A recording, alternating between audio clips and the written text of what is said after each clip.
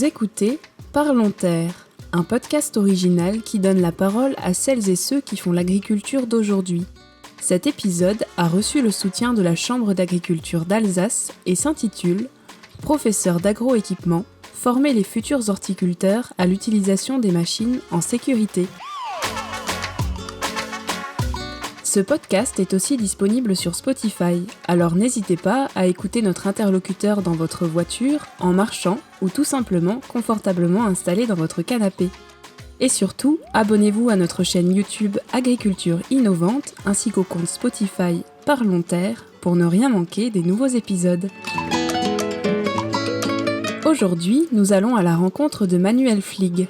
Il est professeur d'agroéquipement depuis 23 ans au lycée agricole du Pflixbourg à Winsenheim dans le Haut-Rhin et dans cet épisode, il nous raconte son quotidien, son rapport à la transmission du savoir et l'importance qu'il accorde au voyage à l'étranger pour compléter la formation des jeunes. Alors bonjour Manuel Flig, merci d'avoir accepté notre invitation. Bonjour, de rien, avec grand plaisir. Pour commencer tout de suite dans le vif du sujet, je vais vous demander donc de vous présenter et de nous expliquer quel est votre métier et depuis quand vous l'exercez. Donc Manuel Flig, je suis enseignant au lycée agricole de Winsenheim, le lycée du Pflixbourg, depuis environ 22 ans, en fait 23 ans au total. J'ai fait une année à Obernai et tout le reste, je l'ai passé ici en tant qu'enseignant en agroéquipement pour former des étudiants, des lycéens à l'utilisation en sécurité du matériel, surtout pour nos formations en horticole ou paysagère. Et vous enseignez à quelle classe du coup ? Alors je vais de la 3e jusqu'au BTS. Peut-être qu'on peut redétailler un peu toutes les filières, ou en tout cas celles dont vous assurez des enseignements. Ouais, je les connais pas toutes parce que la filière labo en agroéquipement, on n'intervient pas. Mais c'est vrai qu'il y a la filière paysage, donc là pour les jardins espaces verts, pour tout ce qui est donc paysagiste ou travailleur dans des collectivités locales, des services espaces verts de ville. Et donc après, moi, il y a une filière où j'enseignais, c'était la filière espace naturel. Nous, on parle de GMNF au niveau formation.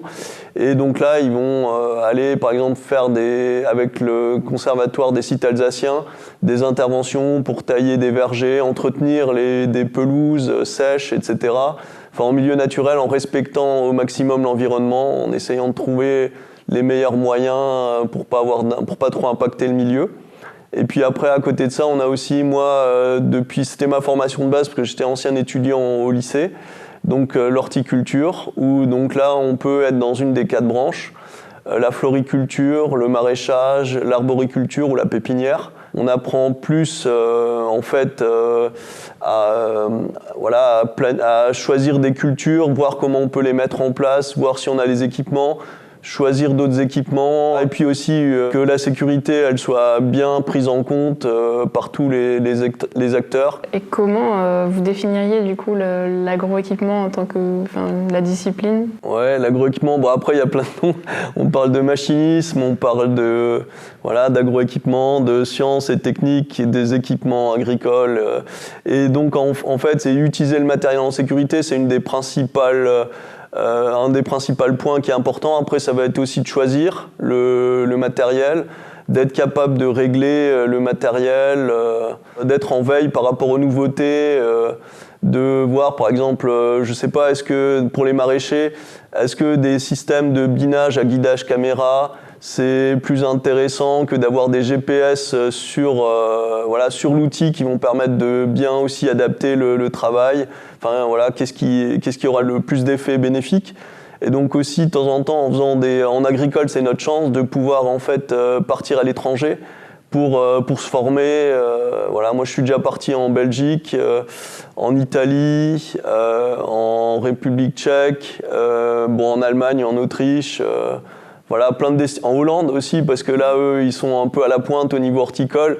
Souvent, ils utilisent des innovations qui sont françaises, mais qui sont pas venues jusqu'à nous. Ça nous est déjà arrivé, qui nous parlent de technologies, qu'on connaissait moins et qu'eux, ils avaient déjà expérimenté, avec des pédagogies différentes aussi. Et donc, c'est une discipline qui demande d'être assez, de faire de la veille beaucoup.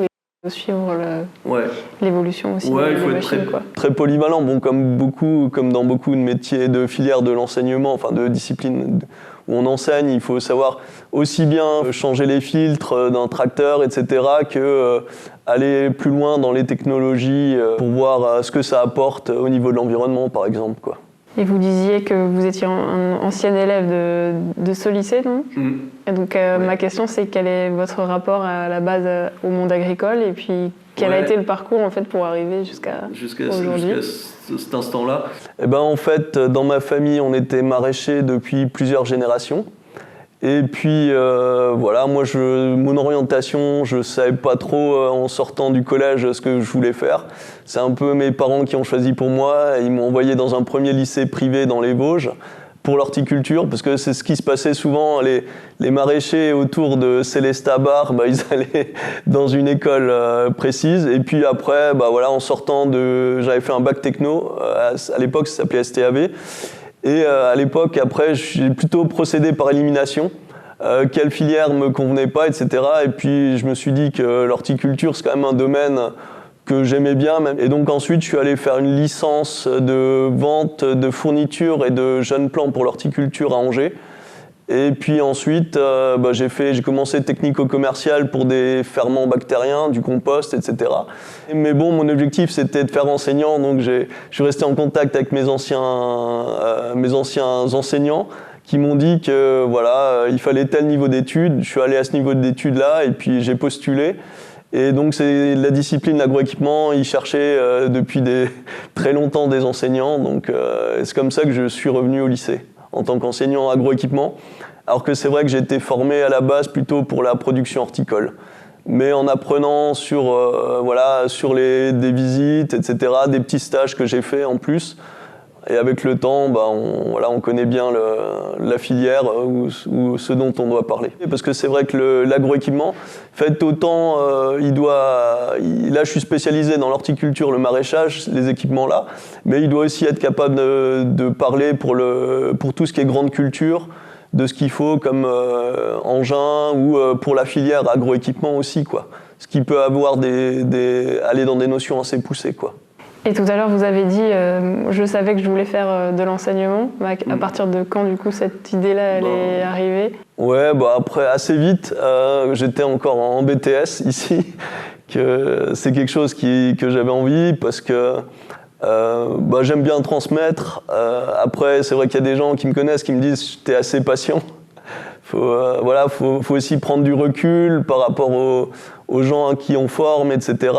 Essayer de leur apporter les bons réflexes pour qu'ils aient les bonnes pratiques, même si après c'est vrai que chacun fera en fait en fonction de ses objectifs, de son temps, etc. Mais au moins essayer de mettre une petite graine pour pas que ce qui est déjà arrivé, c'est que de temps en temps en sortant du lycée, y en a qui sont blessés, qui ont, par exemple, se couper un doigt, des choses comme ça. Alors que c'est vrai que là, nous, c'est ce qu'on essaye, c'est de leur faire la prévention, leur donner tous les bons réflexes pour pas que ces situations-là, elles arrivent, quoi. Et donc, à quoi ressemble le quotidien d'un enseignant ici, au lycée du Plicbourg?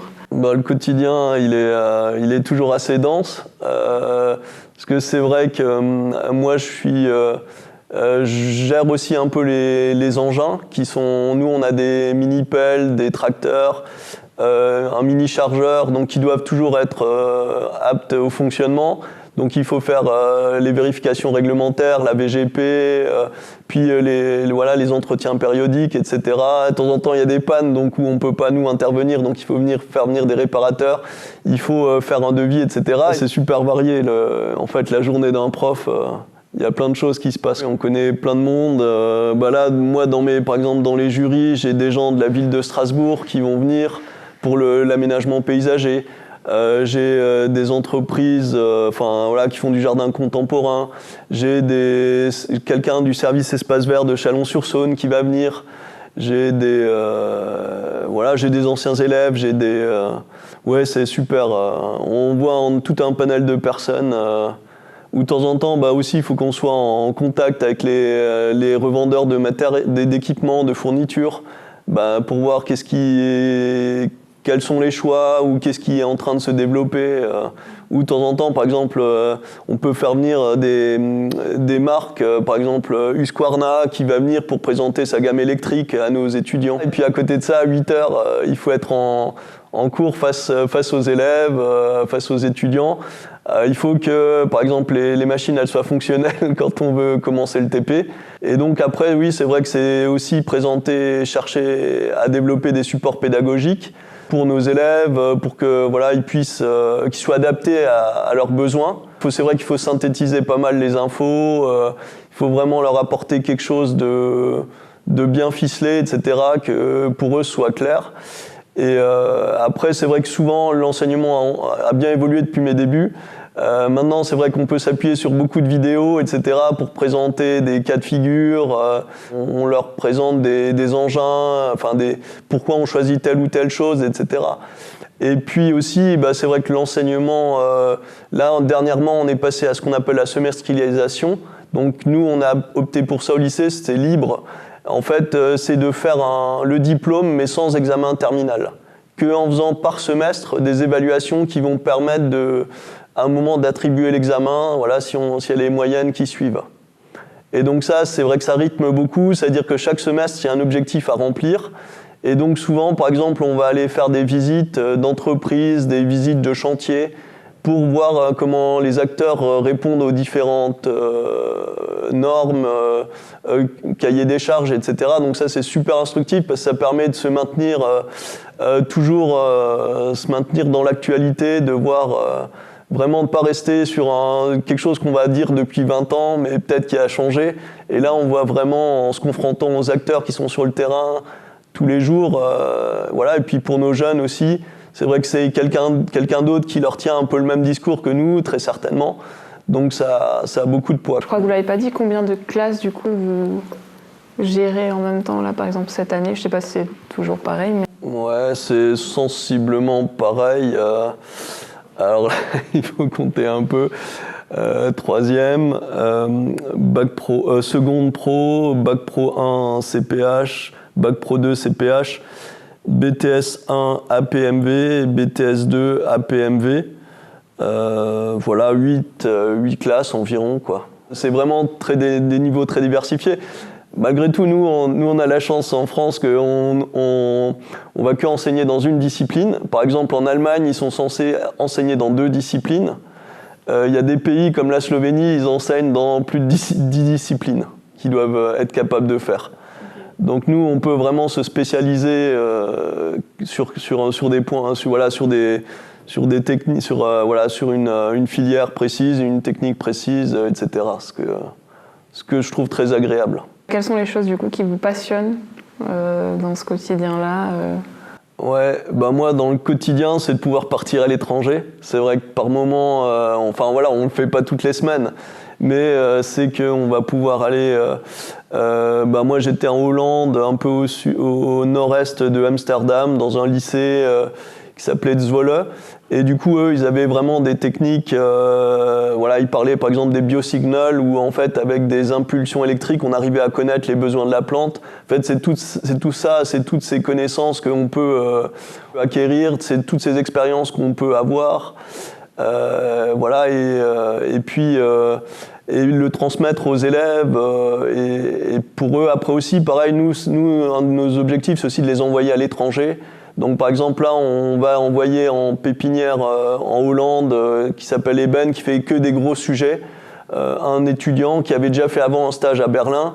Donc une fois qu'ils ont pris goût, et puis après avec eux, ça permet de les motiver au quotidien pour qu'ils soient plus, ils aient envie de savoir plus, de faire plus de choses à l'étranger ou ailleurs en France, quoi, pas rester que par chez nous. Parce que ces voyages dont vous parliez, c'est avec les élèves ou ça c'est des choses... Alors, ça peut prendre différentes formes. En fait, ça peut être un stage à l'étranger qui est financé par l'Union européenne. Ça peut être pour nous aussi des stages à l'étranger de formation, pareil, mobilité européenne, ou ça peut être des partenariats stratégiques où entre 5-6 établissements, on va coopérer pendant 2-3 ans, où on va sur un thème précis aller voir ce qui se passe dans d'autres lycées. Par exemple, nous, on avait un projet qui s'appelait le projet Appel, qui était sur du maraîchage bio. Donc on est allé à Mayotte, même si c'est la France, mais c'est très loin, pour voir eux comment ils voyaient un peu le maraîchage bio, donc plus eux un peu dans l'agroforesterie, etc.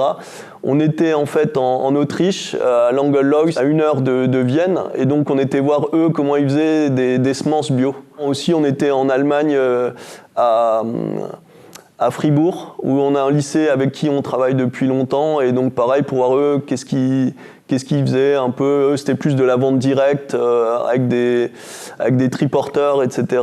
Mais vraiment des expériences qui sont très marquantes parce que on produit pas, on n'utilise pas les mêmes équipements dans certains pays que d'autres. Ou par exemple en Italie, on a un partenariat avec le Val d'Aoste. Et donc là-bas, eux, il y a trop de neige l'hiver, donc ils peuvent démonter les tunnels et puis les replacer ailleurs. Comme ça aussi, par rapport à l'agronomie, pour le sol, ça apporte quelque chose. Nos BTS doivent réfléchir à des solutions qui peuvent améliorer le quotidien de quelqu'un. Donc ça donne des pistes pour penser à autrement. Et du coup, quelle est un peu la proportion on va dire, de travail TP pratique et de temps en classe, comment ça se répartit? Alors après, les élèves, ils aimeraient bien un maximum de TP, mais globalement, moi, ma proportion, c'est 50-50 que j'essaye de faire. Parce que c'est vrai que sur le terrain, on peut voir des choses concrètes, etc., mais après, il faut réexploiter pour aller plus loin, pour les emmener vers des notions plus développées, quoi. Par exemple, en BTS, on prend des données sur le terrain pour après faire des fichiers Excel pour qui recalculent des choses, des réglages, etc., qu'on pourrait mieux choisir, ou des consommations, des temps de travaux. Enfin, voilà, il faut les deux, quoi. Et est-ce qu'il y a des choses qui sont parfois plus compliquées, des difficultés ou... Après, c'est des difficultés. De temps en temps, ça va être le travail en équipe, parce que chaque enseignant voit un peu sa façon d'idéaliser, sa façon de travailler.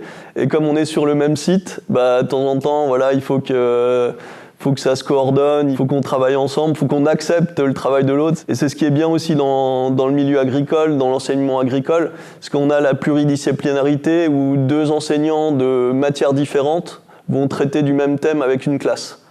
Et donc ça, je trouve que c'est super instructif parce qu'on pourrait rester dans sa discipline et uniquement avoir avec sa vision et un peu s'enfermer là-dedans, alors que là, on a deux personnes qui vont voir des choses différentes et qui vont s'enrichir mutuellement, quoi. Et avec les élèves, comment ça se passe aussi? Le contact, il est bon Le contact, il change avec les générations.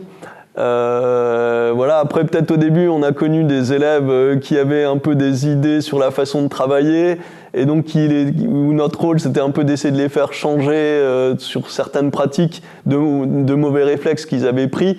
Là, ils ont un peu moins de mauvais réflexes, mais plus d'appréhension par rapport aux engins. Donc en fait, il faut trouver les situations où ils se sentent pas en danger, où voilà, ils se sentent en maîtrise, quoi. Aussi, notre objectif, c'est leur donner un peu de l'autonomie, des responsabilités, quoi. Bon, nous, on est toujours à côté, on est toujours capable d'intervenir, quoi. Mais voilà, ce serait ça notre objectif. Après, on parle toujours de compétences.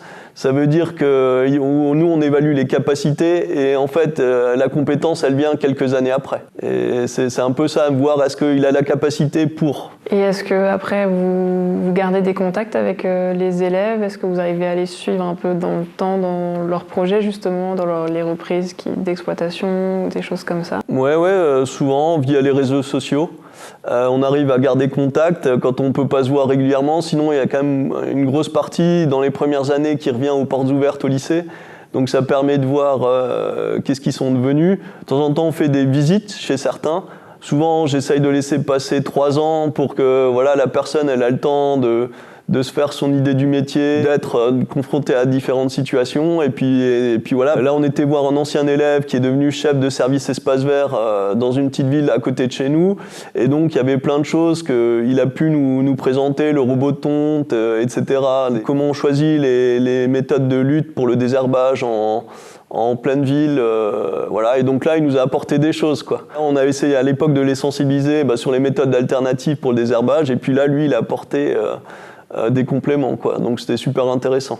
Et puis je suppose que c'est une partie aussi, c'est gratifiant de voir aussi les élèves qu'on a formés, et ce qu'ils sont devenus et comment ils gèrent leurs projets, quoi.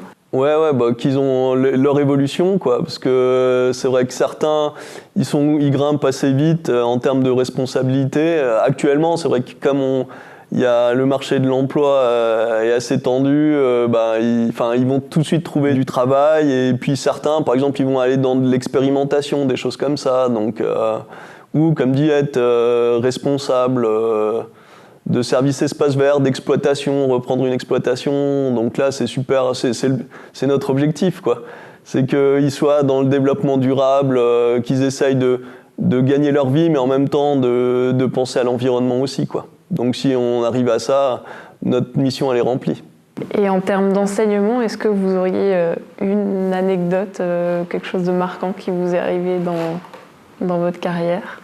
Quelque chose qui vous vient en tête ? Après, une seule, non, c'est difficile, mais il y en a tellement, quoi. Après, c'est les cas de figure.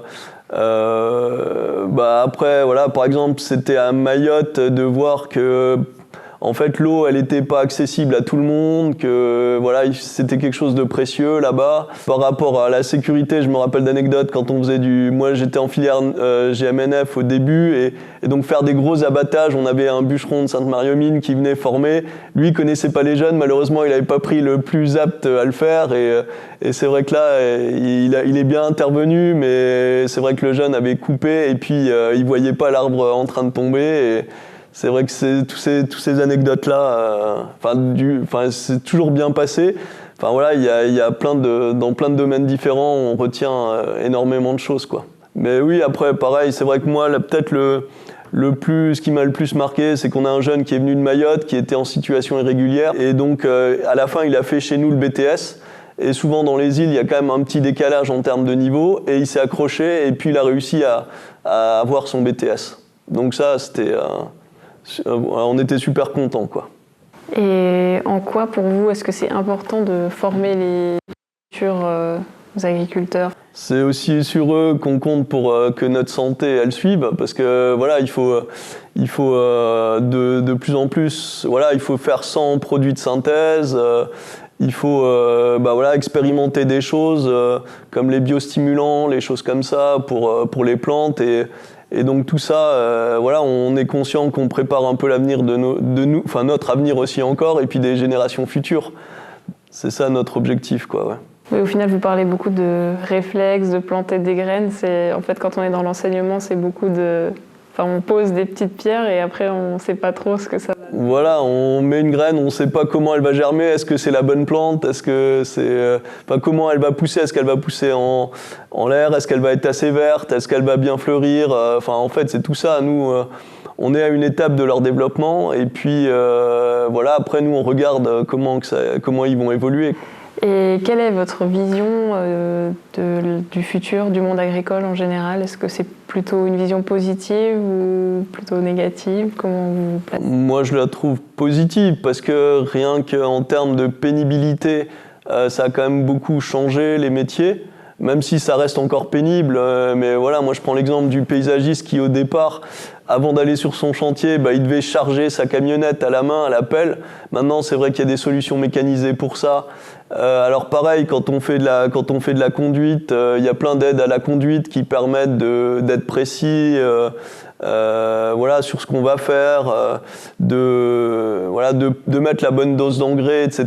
Plein de choses qui permettent d'arriver là, quoi, ou de pas, comme dit, à une époque, moi je suis arrivé un peu dans l'agriculture intensive, et du coup on met de l'engrais, on protège la plante avec les produits phyto, et là on n'est plus dans cette démarche, quoi, du tout, quoi, et c'est ça qui est bien. Et on progresse toujours dans la bonne direction. Après, il y a des domaines où, par exemple, pour les biostimulants, pour l'instant, on n'arrive pas encore à vraiment déterminer le bénéfice qu'on a d'utiliser ça, mais on sait que c'est par là qu'il faut passer, quoi. C'est quoi les biostimulants ? C'est des décoctions, des macérations de plantes qui vont aider, par exemple, aux défenses immunitaires de la plante, à mieux se protéger contre des parasites. Donc c'est quelque chose qui est en route depuis quelques années parce que les produits de synthèse diminuent en termes de choix. Et donc il y a plein de choses, même pour nous en horticulture, où en fait la floriculture est pas, enfin le maraîchage est bio, la floriculture l'est pas, mais même en floriculture, on va essayer de trouver les solutions qui vont permettre par exemple à celui qui va appliquer les produits phyto de plus être en contact avec des produits de synthèse. Aussi au niveau des effectifs, est-ce que vous voyez une évolution dans le temps, la motivation des jeunes par rapport à toutes ces filières-là, est-ce que ça évolue dans un sens croissant ? C'est vrai que ça évolue. Au début, quand j'ai commencé, il n'y avait que la filière aménagement paysagère qui était très cotée, où là, ça se bousculait au portillon, il y avait 25 élèves. Et à côté de ça, la filière espace naturel, il y avait 8 élèves. Et puis maintenant, ça s'est complètement inversé. En aménagement paysager, on est un peu descendu autour de 20 élèves environ.